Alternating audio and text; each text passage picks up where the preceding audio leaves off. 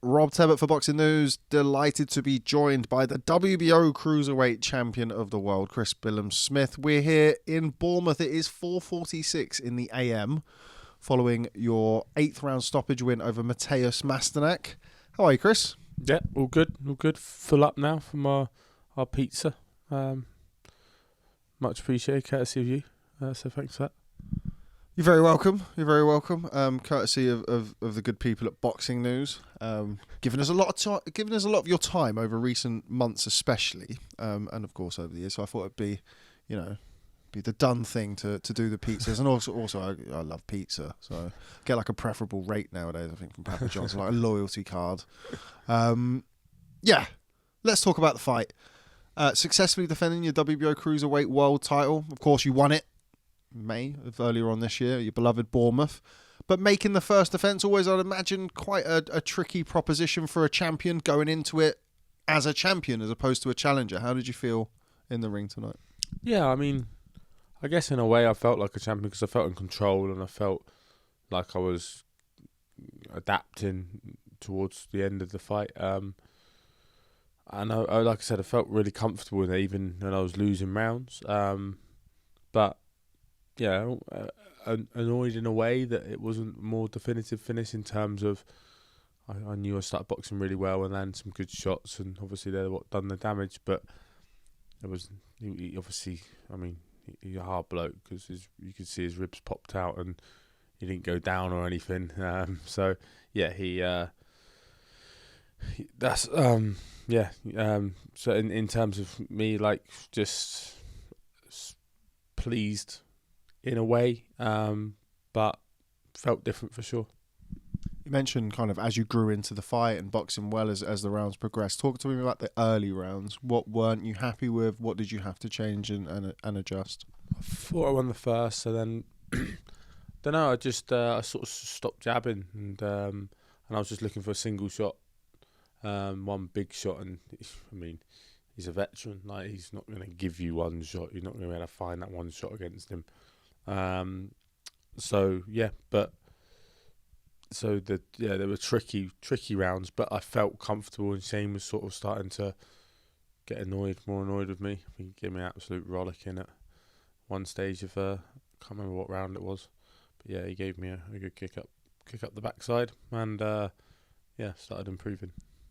A lot of talk coming into this fight, obviously, about your Achilles and Riakpores and Opatire and what have you. But Masternak, as kind of the people in the know or people who follow their boxing, knew that coming into this fight was a very, very tough fight, certainly for a voluntary in your first defence as a world champion. What was it like being in there with him? Did he do anything that surprised you? How did you assess him on the night?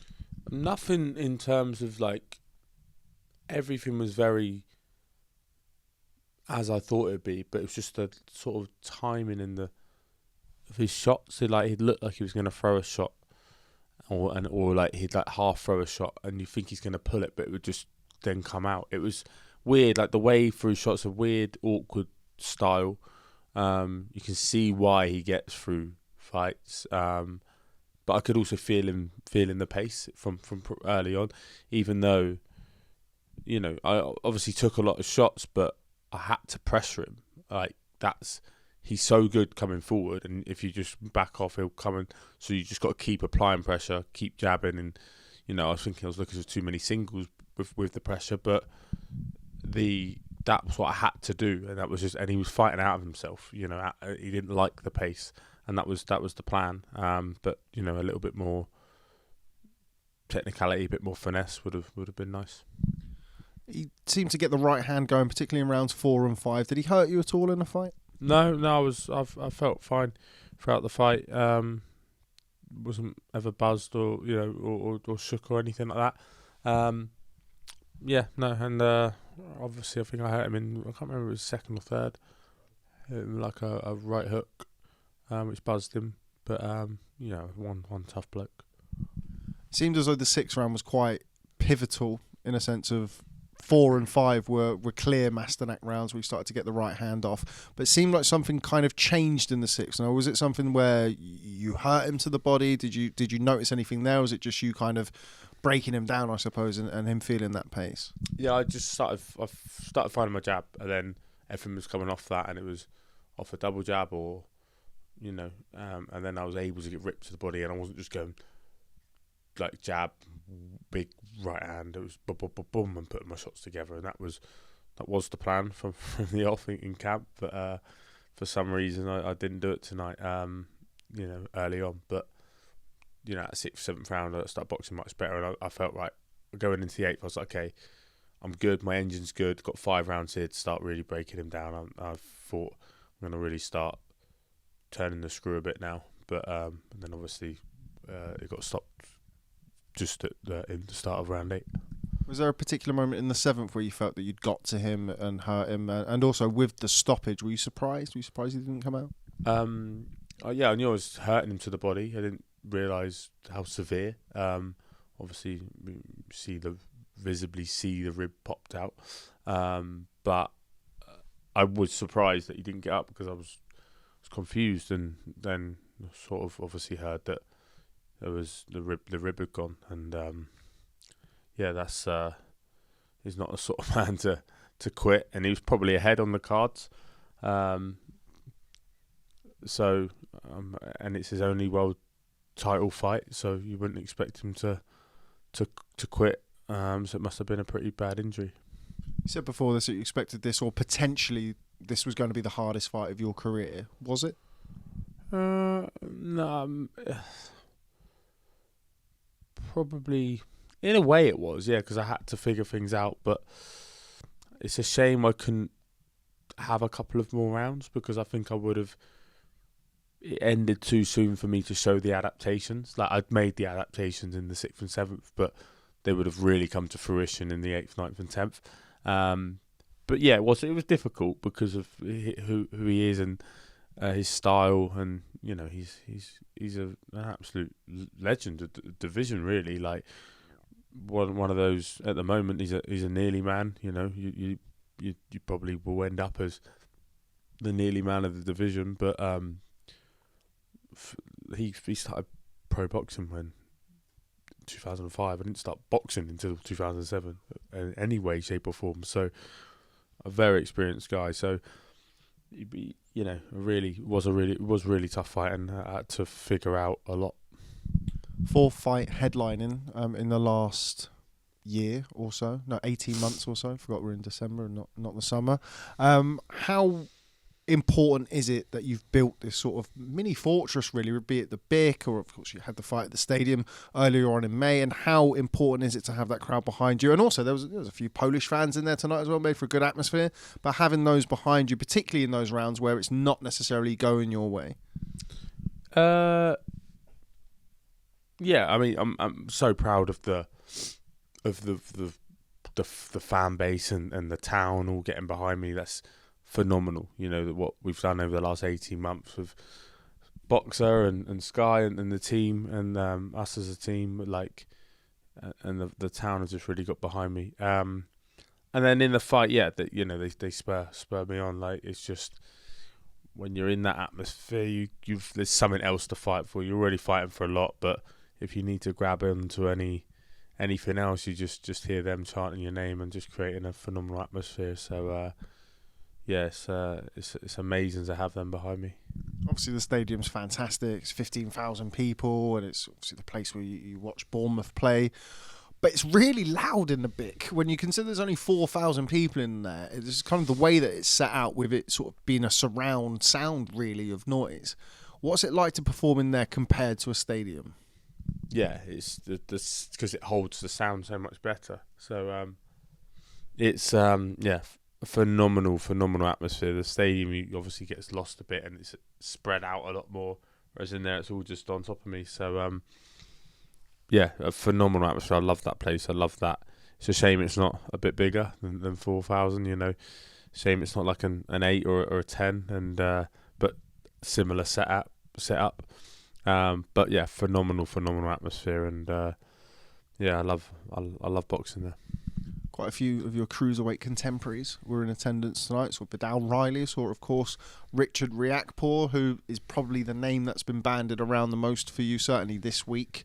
Now you've got you've got through Mateusz Masternak. Got out of the Mateusz Masternak fight. It is very late. Is that the most realistic fight for you next, Richard? Is that, it seems to be from the outside looking in, the biggest fight really that can be made for you? Is that the one that you want, and is that the one you expect to see next? Yeah, that fight's probably next. Yeah, I think so. It's it's a fun fight, isn't it? Like with his unbeaten record and the history and two Brits.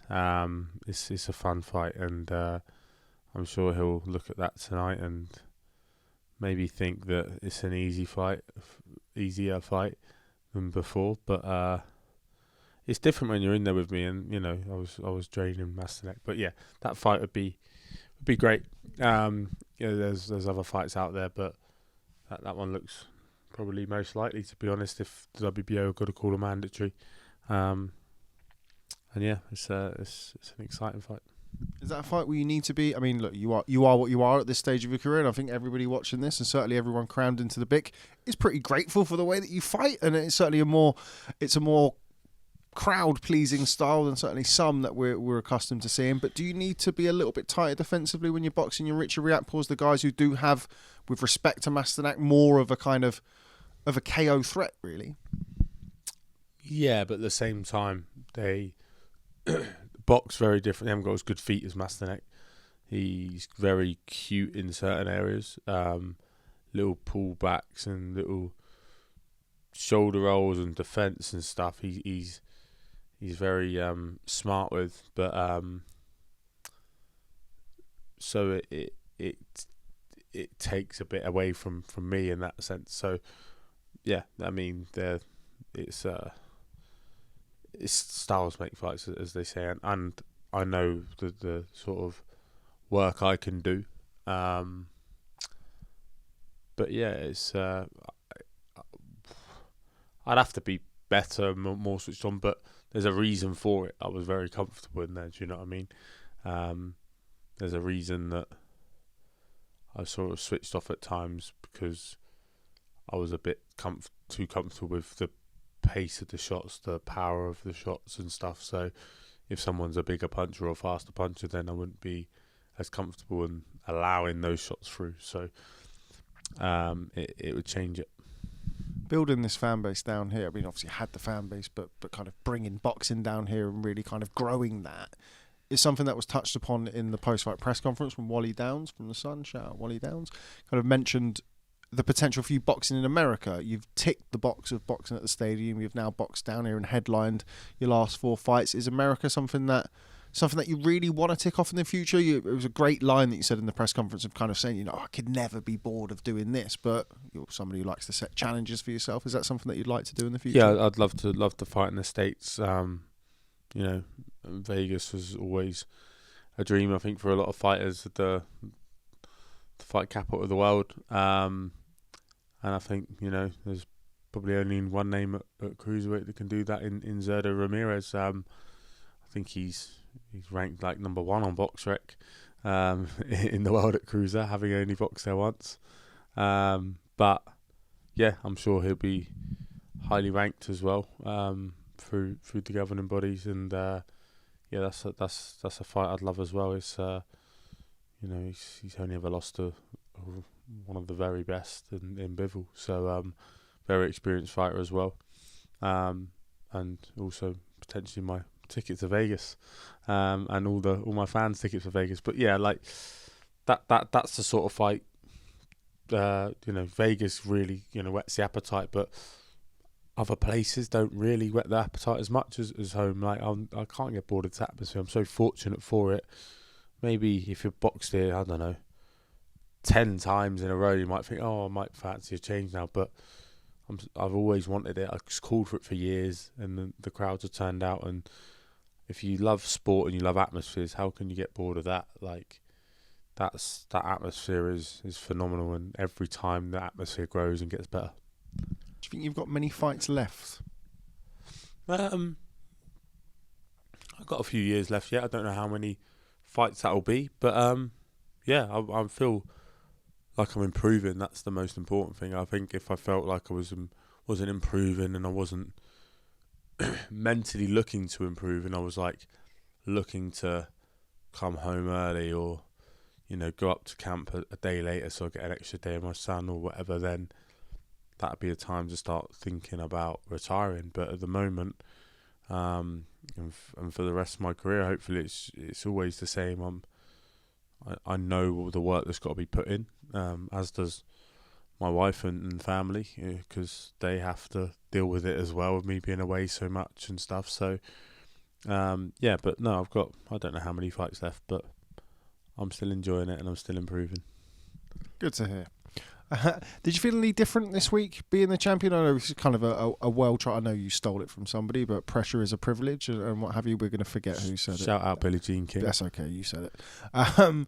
But going into this fight this week, it's kind of something I mentioned to you off camera. I mentioned off camera as well. You felt quite, not spiky this week, but a little bit more serious, maybe, something like that. Would that be a fair comment?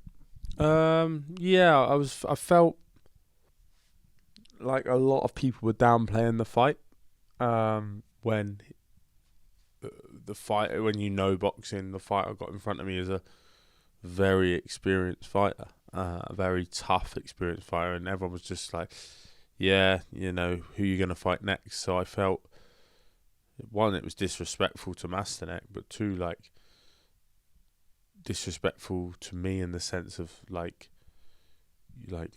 it's just because I've won a world title doesn't make me a phenomenal fighter in the one that's just going to blow away someone like Masternak. So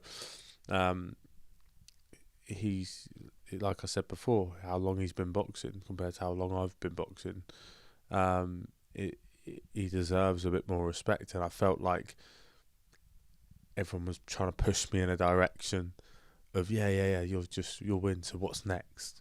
And it's like, well, it's fight week. Like, now's not the time to talk about what's next. Now's the time to talk about this fight this weekend. No one was talking about what's next after Lawrence in that fight week because no one thought I was going to win. So that was a lot different. Different fight, obviously, and different feeling in general. I think last one was more excitement about the fight, more excitement within me in terms of I'm getting to fight at the football stadium for a world title, and this could be the best night ever. And obviously it was, and grateful for that. But there's a little bit of a come down from that. But I think camp was still the same. Maybe I peaked a bit early in camp, to be honest. But as a whole, it was still a solid camp. I'm just annoyed I didn't get to fully show what I was doing in camp. Having those sort of different types of expectations, and it wasn't that long ago that you weren't really touted as somebody who was going to go much past British level or European level. Now people are talking to you about unifications and are you going to do this and what about this? Is that difficult to manage? Has it been difficult to manage at all at any period of the last few years? No, it's funny because last year I was trying to fight all the champions in Guillemarian and Opatar, and I don't think it was their doing, but for whatever reason we couldn't get those fights made. Then, Lawrence comes and says that he'll fight me, and then all of a sudden everyone wants to fight me because I've got a belt, and I can sell tickets, and they know it's got a great platform behind me and a great team behind me. But then when they get in the ring, it's a different thing, and I think a lot of people know that who have sparred me, how hard it is to spar me and be in the ring with me, but on the outside it doesn't look that hard maybe, but I'm quite happy with that. It's bringing a lot of surprises, but yeah, the expectations changed, I guess, about me, but within the people, the circle I listen to and that matter is the same. Let's just improve, and we know my weaknesses and we know my strengths, and I think that's why we just keep improving, and we're able to, on a below par performance, beat a very, very good fighter and get rid of him. You mention it a lot about improvement and kind of always looking for these like marginal gains. Anybody who's seen a day in their life knows a bloody mouth tape and the goggles. I can never blue light blocker goggles. There we go. Thanks, Ben Faruqi. Shout out Ben Faruqi. Always looking for these kind of marginal gains and improvements. How much more do you think you've still got to improve? How much how far away are you from the fighter that you think you can be, that you are, that you want to be? I feel like I've got everything in place now in terms of everything, the routine, the warm up, the sessions, managing my body, what runs I've got to do, this, that, and the other, and that's taken probably until now to get that.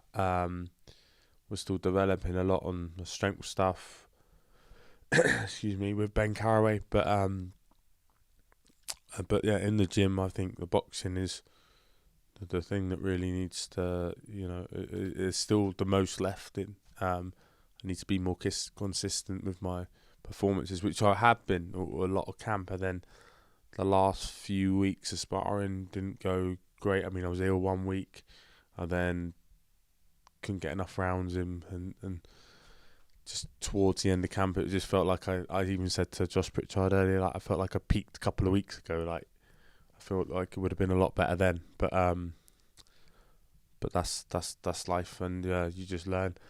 So I do think the potential for me is still a solid amount to go. Mentioned Josh Pritchard there, of course. Lead trainer tonight of a certain Lee Cutler, the new English super welterweight champion, your old mate, who of course now is under the Mcguigan's gym banner. You must be delighted for both Josh and Lee. Buzzing, so happy. Since Lee's joined the gym, I've been really harsh on him and just been setting the standard. Like, this is different. Like, this is obviously been living with me, but I'm like, mate, this is the standard that's set. There's no excuses. This is how we do things. This is how you got to do things. This is how I've done things, and it's worked. So we're not me and Leo weren't massively talented amateurs that have got a backing and been boxing since we were tiny. We both started fairly late, and so I was like, this is what you got to do, and he's took it on board. So I've been really harsh on him, but he's improved a lot. He showed some of those improvements tonight. I think he showed improvements because he, in terms of how calm he looked in there, because I was watching the fight on the way to the venue and then at the venue. But he's got so much more. I think he'll take a lot. He come back and change him after. He'd had his eye stitched and said, I was like, yes, mate. Well, I was like, well done, mate. And he was just like, yeah, like he's annoyed. But that's good. Like, it goes to show that he's not just like, yeah, I've got a belt, look. He's aware of how much better he can be. And but buzzing for both Josh and Lee. They're very, very good friends of mine, and it's been fun. Speaking of lead trainers, we are missing our usual 5 a.m. interview buddy in your head trainer, Shane Mcguigan. Not here, unfortunately. Shot off, shockingly, afterwards, so we're going to have to hunt him down at some point. But you two have been on a fantastic journey. It was nice to see you sharing another kind of poignant moment at the press conference. Nice atmosphere and a nice vibe between you two. I'd imagine kind of where you started and where you've got to now, while of course still things that you want to achieve, there is a great deal of satisfaction between you two for what you've achieved up to this moment. Yeah, absolutely. Me and Shane have, our legacy together, our relationship and journey together is been phenomenal, and I've loved it. I've loved every minute and continue to. We're very much, coach and friend, but we're both on a very good wavelength in the gym now. And we both understand that, if I say, well, what about this? And he'll say, yeah, you can do that, but you've got to be in this position or whatever. And he just notices things all the time, like in camp and the game plan and stuff. Like, he just sees things all the time. And then he actually said that there was a little bit of scar tissue on Masternak's ribs on that side, very around the area that looked gone. So and he said that to me literally in the ring before the first bell. He obviously he's got eagle-eyed, so he saw that, and but it's been an amazing journey. I've enjoyed it so far and continue to enjoy it as both coach and friends. Final one from me on another absentee, although it's probably wise that he's not here because it's 11 minutes past 5. Is your son Frank? Frank Billam-Smith. I've got a nice shout out in the post-fight interview, as he often does. Must be over the moon to get home and spend some family time over Christmas with him and of course your now sleeping wife Mia. Yeah, I'm buzzing to get back to Frank. He's at nursery all day tomorrow, so me and Mia have got a day of eating and chilling until we pick him up from nursery, but we'll probably get bored mid-afternoon and just go and pick him up early from nursery. But yeah, I can't wait to see him. I've got to take him to nursery this week on Wednesday for the first time in about 8 weeks, so that was amazing. But yeah, can't wait to see the little man. Got the boxing bug himself, hasn't he? Yeah, he keeps sticking on a glove, a left-handed glove, and just right on his right hand, and just hooks everything. He's right-handed, but he's left-footed, so who knows what stance he would choose if he was allowed to box. But hopefully he doesn't go down that route.